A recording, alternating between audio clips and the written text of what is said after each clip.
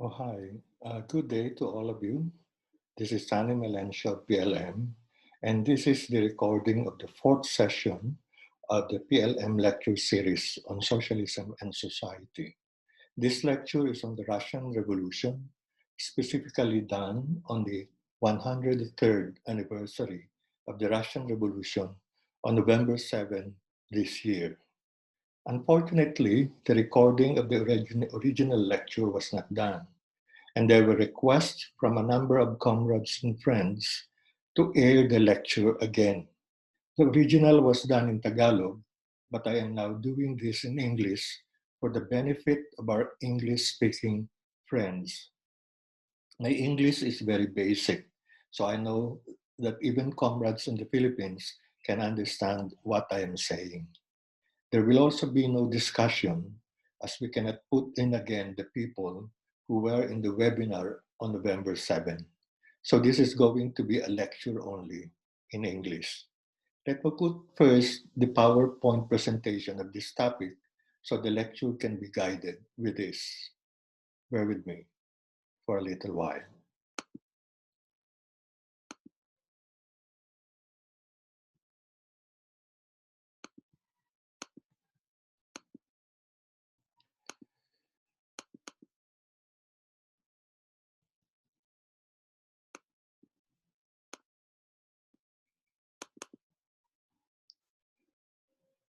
Okay.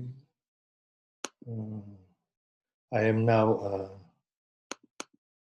using this PowerPoint, opening it, the PowerPoint presentation, and I'm having some problem with it, but anyway, let's see. Yeah, the PowerPoint is now opening. And so it is here now. As you can see, the PubMap is on remembering the anniversary of the Russian Revolution. And this is already part 2 of the lecture discussion on Paris Commune, the Soviets, and the government of the masses. We will be looking at the following articles and works by Lenin: Two Tactics in the Democratic Revolution, Lessons of the Moscow Uprising, April Thesis, and others. A brief background.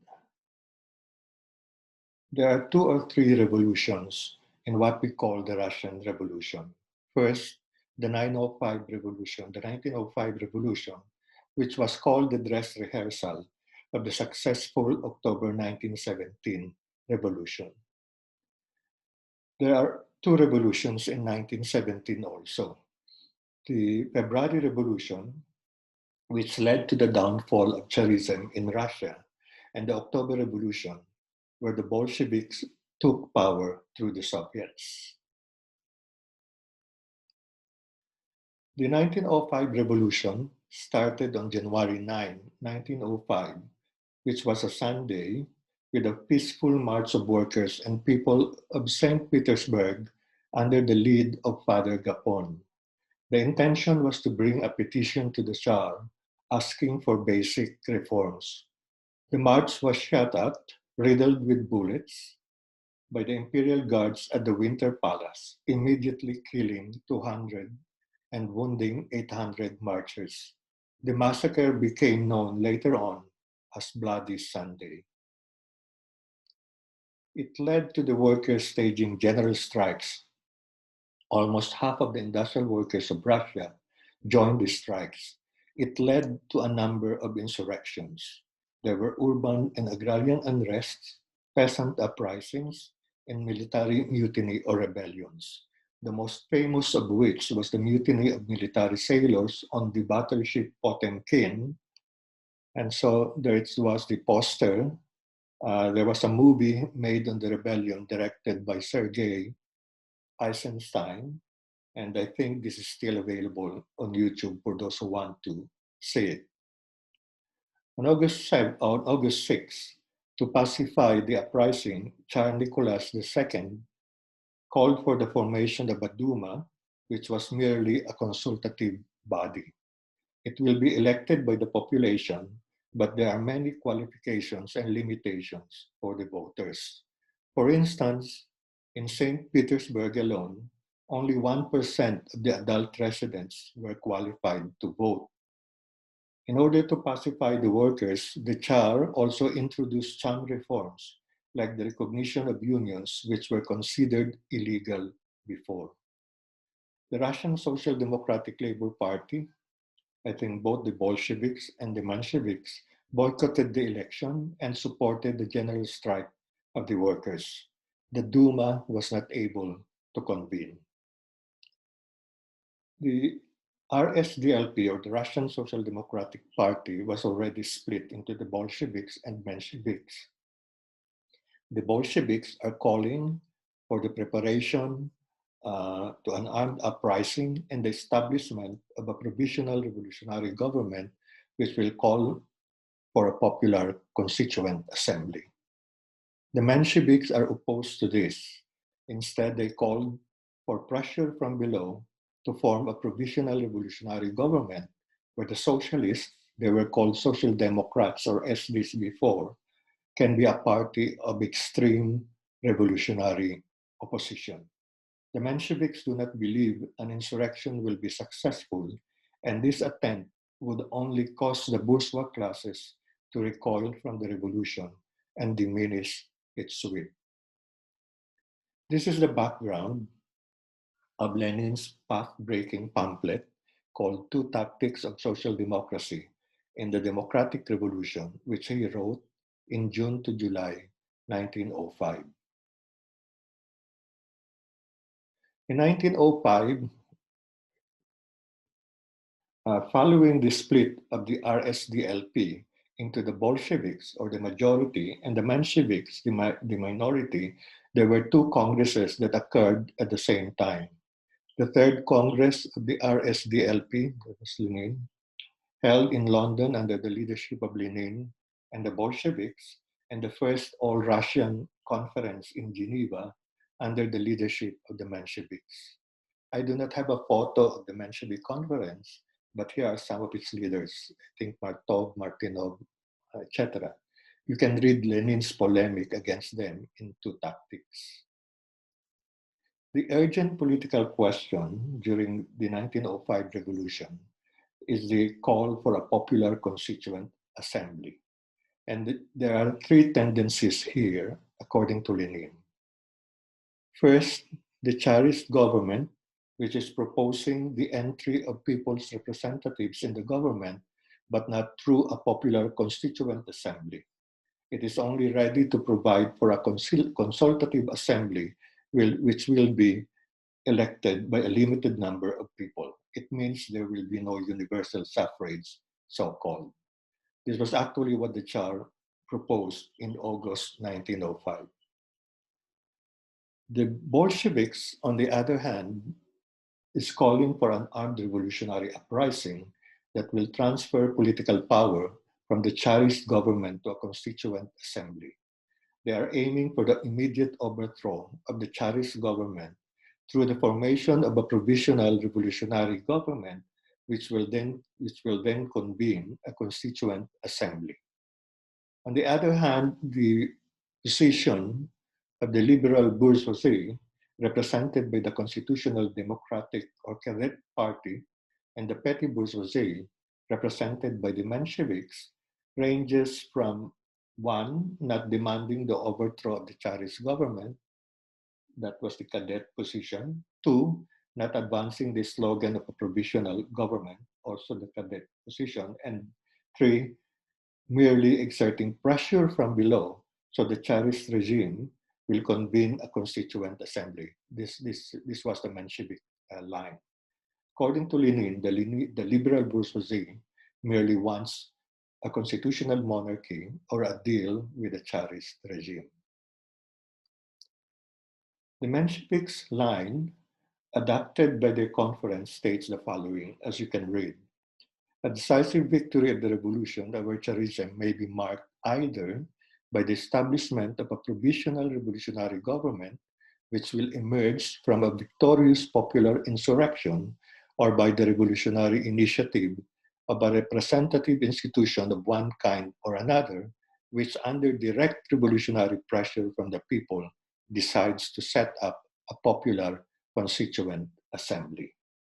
The Mensheviks did not believe that an insurrection would win and therefore pushed for only the second half of the proposition. Lenin marked this as another version of economist or stagist theory.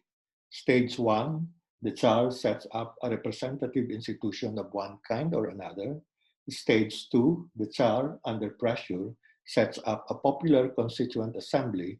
Stage three, according to Lenin, this still has to be worked out by the Mensheviks.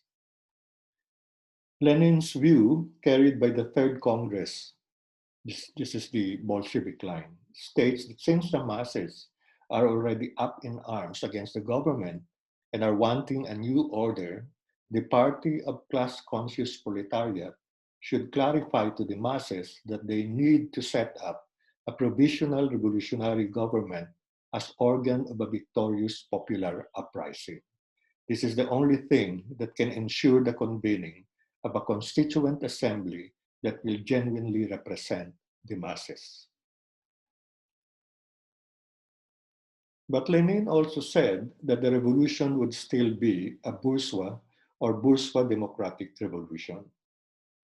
And of course, it will be unable without a series of intermediary stages of revolutionary development to affect the foundations of capitalism. At best, it may bring about a radical redistribution of landed property in favor of the peasantry, establish consistent and full democracy, including the formation of a republic, eradicate all the oppressive features of Asiatic bondage, not only in rural but also in factory life, lay the foundation for a thorough improvement in the conditions of the workers and for a rise in their standard of living, and last but not least, carry the revolutionary conflagration into Europe. So, who are the forces that will set up the provisional revolutionary government? This is posed in relation to the alliances that the proletariat has to build in order to win the revolution. According to Lenin, we will have to march side by side with the revolutionary and republican bourgeoisie. And but if the Mensheviks are going to make a deal with the Tsarist regime, then they can march side by side with the liberal and monarchist bourgeoisie. This, as you can read, a social democratic party which operates in a bourgeois society cannot take part in politics without marching, in certain cases, side by side with bourgeois democracy. The difference between us, that's the Bolshevik and the Mensheviks, in this respect is that we, the Bolsheviks, march side by side with the revolutionary and republican bourgeoisie without merging with it, whereas you, the Mensheviks, march side by side with the liberal and monarchist bourgeoisie without merging with it either. That is how matters stand. Lenin further clarifies who these forces are.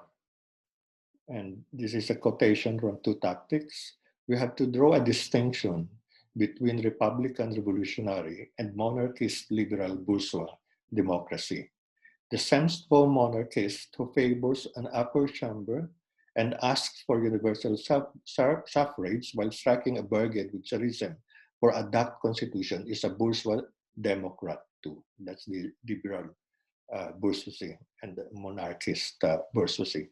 The peasant who has taken up arms against the landlords and the government officials and with the naive republicanism proposes to send the Tsar packing is also a bourgeois democrat. So you have two bourgeois democrats there, the liberal bourgeoisie and the mass of the peasantry. So Lenin and the Mensheviks both believe that the revolution will only be bourgeois democratic at that stage. But the Bolsheviks believe that the alliance should be between the proletariat and the mass of the peasantry, representing the revolutionary republican bourgeoisie. And for the Mensheviks, since the revolution is bourgeois, Then let the bourgeoisie, that is the liberal and monarchist bourgeoisie, rule, and let the proletariat be a party of extreme opposition in the provisional revolutionary government, so the bourgeois classes would not recoil from the revolution and diminish its sweep. That's the Menshevik line. But Lenin clarifies too, the formulation of the party of extreme opposition uh, in a bourgeois parliament is a perfectly correct proposition. But according to him, the Mensheviks are applying it inappropriately. They are applying it in a situation where an insurrection has already begun and in which all supporters of the revolution are thinking and talking about giving leadership to it. Lenin clarified also the two stages of the revolution in two tactics. That is from the bourgeois democratic to the socialist stage. And this is the quotation from the pamphlet.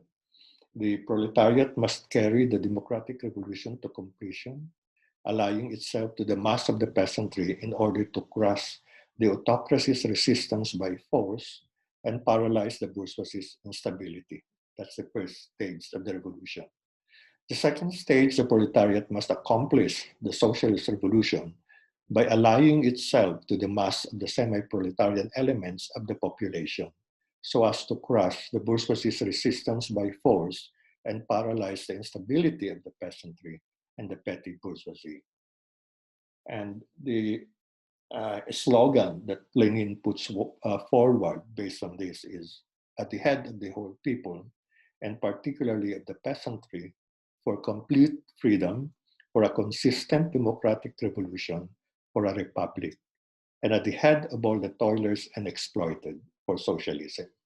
He is urging the proletariat to lead the whole people in the first stage of the revolution and urging the exploited, all the toilers and exploited, to lead the revolution in the next stage.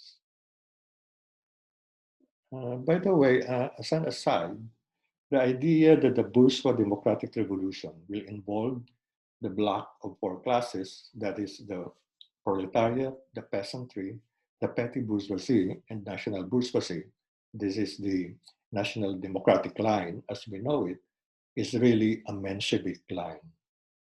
The idea was developed during the Third International, that is during the time when Lenin was already dead and Stalin took over as the leader of the party. The situation then, international situation, was marked by a series of revolutionary conflagration in the colonies and semi-colonies of the imperialist countries. Because of this, Lenin had earlier called for giving support to the national liberation or the anti-imperialist struggles, even if its leadership is in the hands of the national bourgeoisie. This is possible in countries without proletarian parties or with very negligible number of workers. If there are proletarian parties or a sizable number of workers in these countries, according to Lenin, full support should be given them to ensure that the revolution would march forward from national liberation to socialism. The theory of the block of four classes was a resolution adopted by the Executive Committee of the Comintern, Communist International, in December 1926. It was actually put forward by Martinov, a Menshevik who was able to insert himself in the Comintern at that time. It refers to, at the time, the resolution refers to the Chinese Revolution, and the reference point was the Kuomintang Party, which Stalin considered to be the central government that could represent the bloc of four classes. From there on, this bloc of four classes became a model for all anti-imperialist bourgeois revolution. Mao Zedong integrated it in the concept of national democracy or the national democratic revolution. The national or local bourgeoisie became a part of the revolutionary classes. So let's go back to our discussion on the 1905 revolution. And this is the timeline of the 1905 revolution.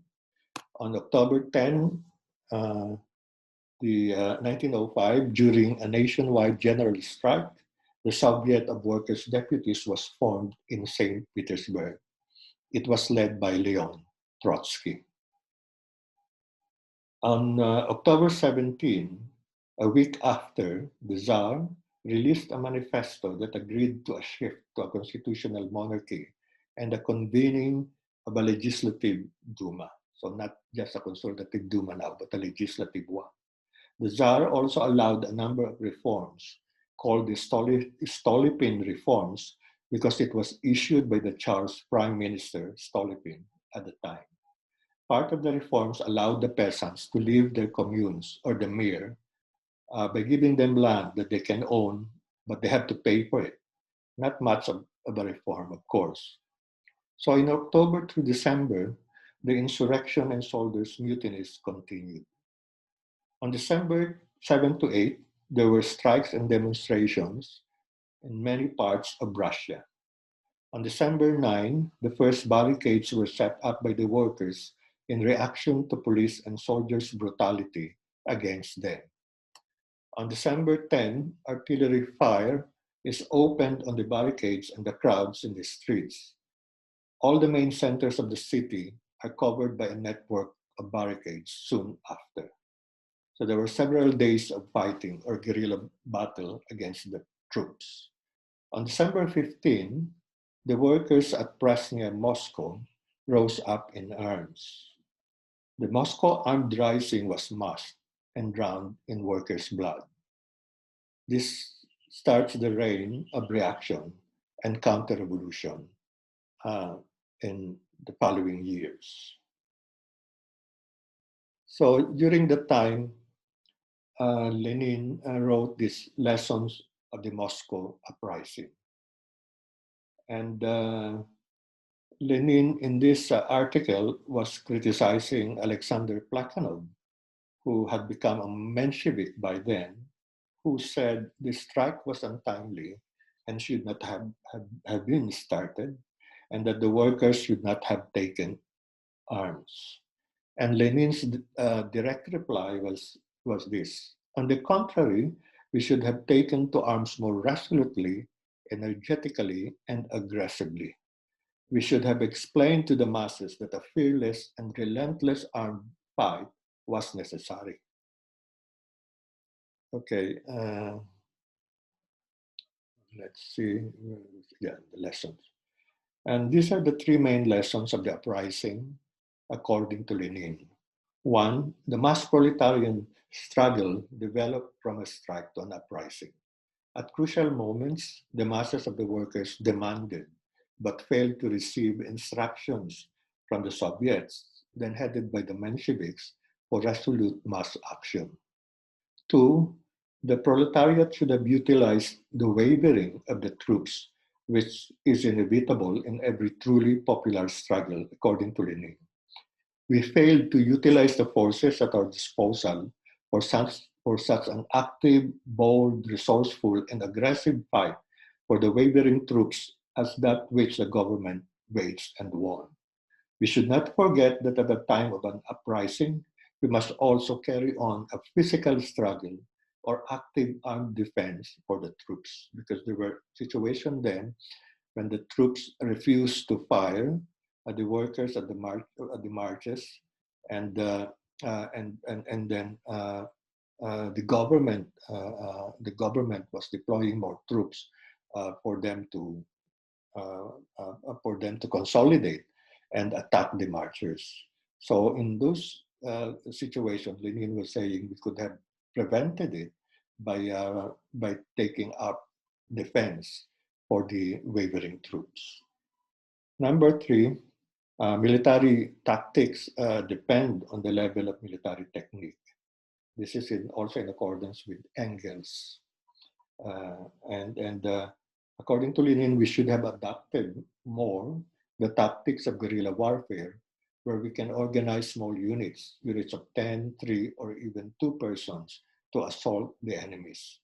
We must also recognize the need for mass terror and incorporate it into our tactics. Organizing and controlling it and subordinating it to the interests and conditions of the working class movement and the general revolutionary struggle, while eliminating and lapping off any hooligan character or perversion of this guerrilla warfare. So after the failure of the 1905 revolution, there was a period of reaction and counter revolution from 1905 to 1909. Because after this long period of reaction and counter revolution, events again heated up in 1910 during the massacre of workers in the Lena gold fields in Siberia. And that event, or these events, succeeding events, led to the eruption of the 1970s. We got cut off for a while, but let me resume. So let me put the PowerPoint presentation again. Okay, so here it is. Okay, I think we're now in after the period of reaction and counter-revolution, we're now in the period of the events leading to the October Revolution. So let's talk about the February Revolution. Okay. Okay, the February 1917 revolution. The February Revolution was started by female textile workers. Here's the march. On February 23rd, actually, which was the International Women's Day. You know, the Russian calendar is a bit late, so that's already March 8th in the Gregorian calendar. And the march that was led by the female textile workers went on despite the advice of the unions and the political organizations not to provoke a strike, you know, because they are still very nervous about the situation of reaction, which was still happening at the time. But due to the courageous action of the women workers, the next day, more than 200,000 workers went on strike, and some 400,000 participated in demonstrations. Soon, the students and members of the middle classes joined the protesters with placards, "Down with the war" and "Down with the Tsarist government." On March 2, the new Prime Minister, Georgy Lvov, the leader of the Cadet, called for the transformation of the Duma into the Russian Provisional Government. In its manifesto, the government pledged to implement a far-reaching program of civil and political rights and to convoke a constituent assembly. The next day, Tsar Nicholas II abdicated. This is actually the fall of the Tsarist regime. So the February Revolution was successful. On March 12, Alexander Kerensky, the vice chair of the Petrograd Soviet and leader of the Socialist Revolutionary, joined the provisional government. Stalin and Kamenev at the time even also pledged conditional support to the provisional government and called for negotiations with the Mensheviks to unify the Russian Social Democratic Labor Party and promoted revolutionary defensism in support of the war. Because you see at the time, there were division among the socialists on whether to support the war of their own countries. So revolutionary defensism was a slogan coined in support in support of the war in the countries in each one's respective country. Lenin's line was the opposite of it. Lenin was calling for revolutionary defeatism, which means converting the imperialist war into a civil war in one's own country. Defeat your own bourgeoisie and do not point the cannons to the proletariat and peasantry of other countries. So in Lenin's letters from Afar, he wrote that the first stage of the Russian Revolution has just ended with the collapse of the monarchy that had maintained itself for centuries, even after the revolution of 1905. But this first stage, according to Lenin, will not last. The rapidity of the February-March revolution, which was completed in 8 days, was also because of the dress rehearsal of the revolution in 1905. Uh, uh, in 1905. So Lenin came back from exile in Switzerland to Russia through a sealed train. He composed an article which later on became known as the April Thesis. In the thesis, here was he on the train and addressing the workers upon his return to St. Petersburg. In the thesis, Lenin called on the proletariat. Lenin drew in the tasks of the proletariat in the current revolution. This was actually the original title of the April Thesis. Take note that Lenin wrote about the task of the proletariat, of the working class, and not the tasks of the party. I think it is clear here that Lenin is trying to reach out to the masses of the workers directly. He spoke at a series of workers' assemblies during his return, clarifying the main points of his thesis. And these are the contents of the April Thesis. 1, the first stage of the revolution, the bourgeois stage, has ended. And we are now in the second stage. Prepare for the second stage, the socialist revolution, which means the transfer of power in the hands of the proletariat and the poorest section of the peasantry. It's basically the socialist stage of the revolution, although according to Lenin, it was still an introduction to socialism, not the full socialism, in the form of transferring social production and distribution of products under the control of the Soviet of Workers' Deputies. Number 2, no support to the provisional government. Number 3, because the Bolshevik is still weak and the minority in the Soviet of Workers' Deputies, the Soviets still believe in the provisional government. Thus, Lenin said that we have to patiently explain to the working masses that the only possible form of revolutionary government is the Soviet of Workers' Deputies and not the bourgeois provisional government.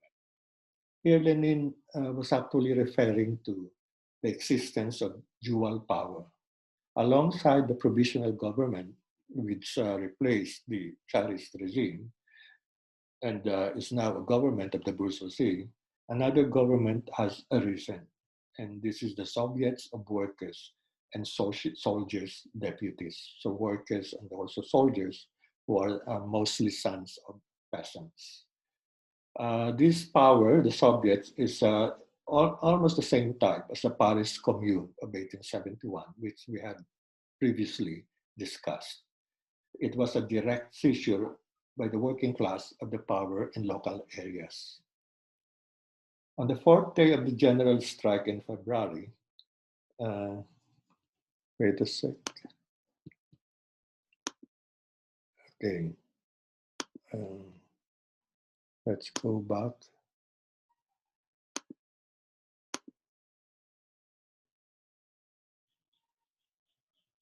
We finished the February, so we finished the letters from Afar, the April Thesis. Here it is. Okay. So we're just going through the content of the April Thesis. The Soviets were actually formed on the fourth day of the general strike in February, and in February 1917. And its executive committee comprised primarily of Mensheviks, who also sat in as representatives in the provisional revolutionary government, no, not the PLM, the provisional government. It's the bourgeois government. And but the Soviets during its formation actually carried out a number of revolutionary measures, such as the Order Number 1, which is to democratize the army, meaning soldiers were allowed to form committees from the company level upward to represent their interests. And another order measure taken was the arrest of Tsarist officials and the release of political prisoners.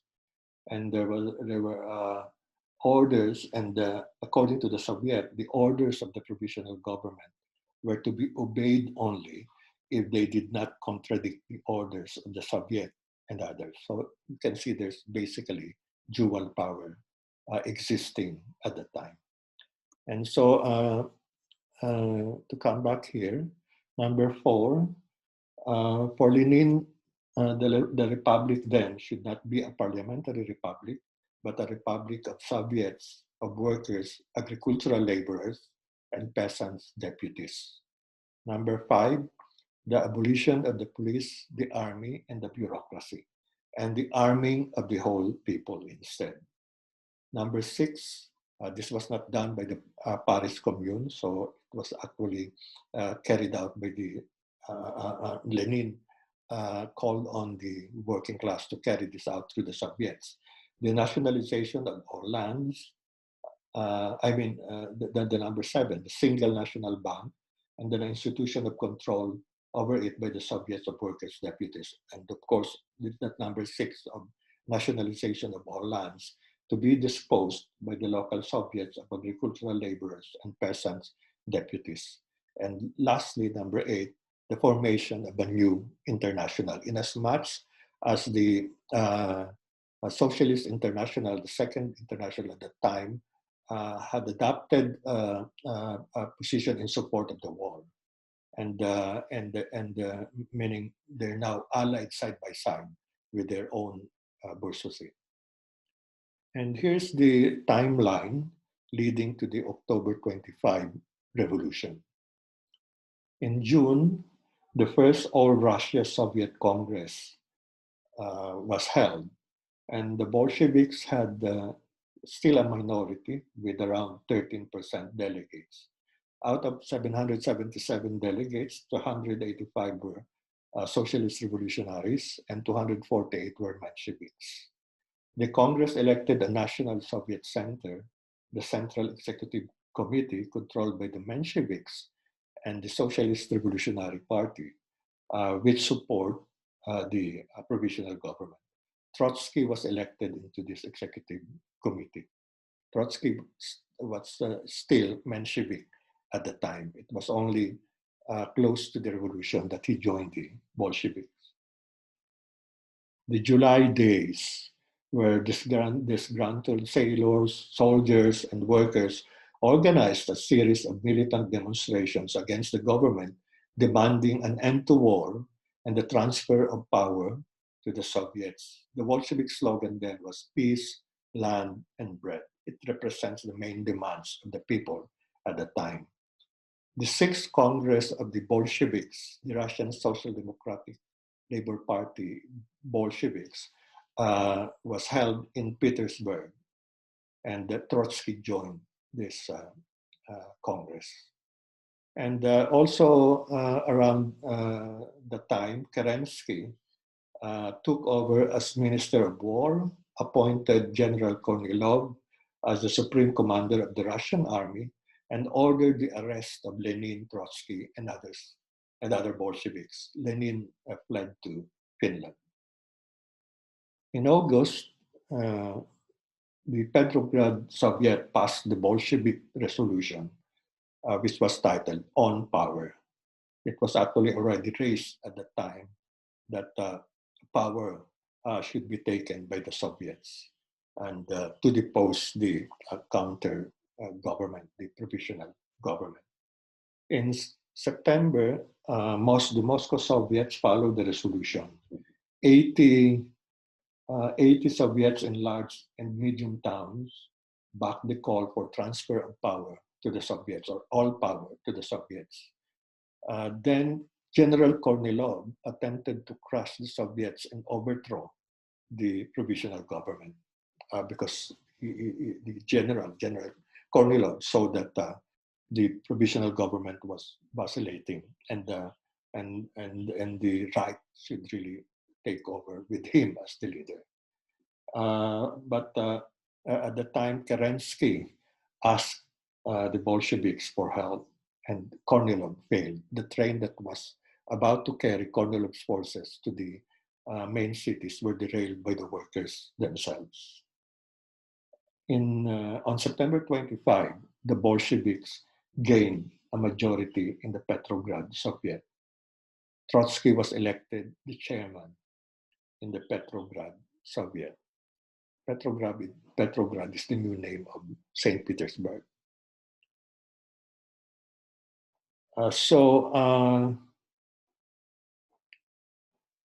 This was the time that Lenin called for seizure of power, and he threatened to resign from the party, the RSDLP, if his call is not headed by the Central Committee of the party. Because at the time, no one actually believed that the time is ripe for a capture of power, of power by the Bolsheviks or by the proletariat, which is, which is pushing for a socialist revolution. They still believe in their mind that that is not the right time and that is not yet possible. And so this is the days leading to the October Revolution. On October 9, the Petrograd Soviet, based on this call about taking power, the Petrograd Soviet created a military revolutionary committee, also led by Trotsky. And Lenin returned in secret to Petrograd from Finland and persuaded the Central Committee of the Bolsheviks to plan for the overthrow of the provisional government. On October 23 to 24, Kerensky ordered the shutdown of the Bolshevik printing press, which was actually being used to propagate the calls of the Bolsheviks to the masses.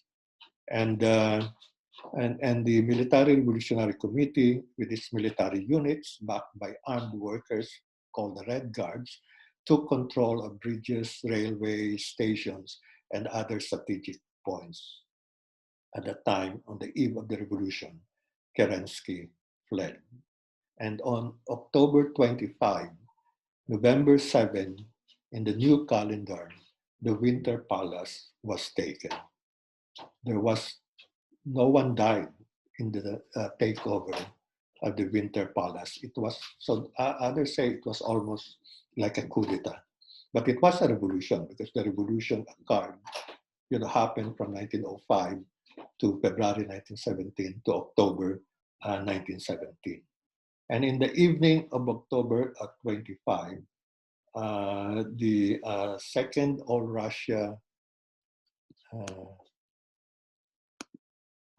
Soviet Congress was held, where the Bolsheviks became the majority, 53% of the delegates. And together with the socialist revolutionaries, the left socialist revolutionaries, which allied themselves with the Bolsheviks, they've got 21% of the delegates. And the decisions made were the transfer of the 2/3 of the enterprises with 200 or more workers to be put under workers' control with workers' committees. And so the rest was history. So you know what has happened to Russia and then the Soviet Union, but that's another story. So we'll end this discussion lecture now with this event, the victory of the October 25 revolution, which we are commemorating now. So thank you to all, and hopefully we can use this lecture for discussion with regards to lessons and legacy of the Russian Revolution. Mabuhay kayong lahat.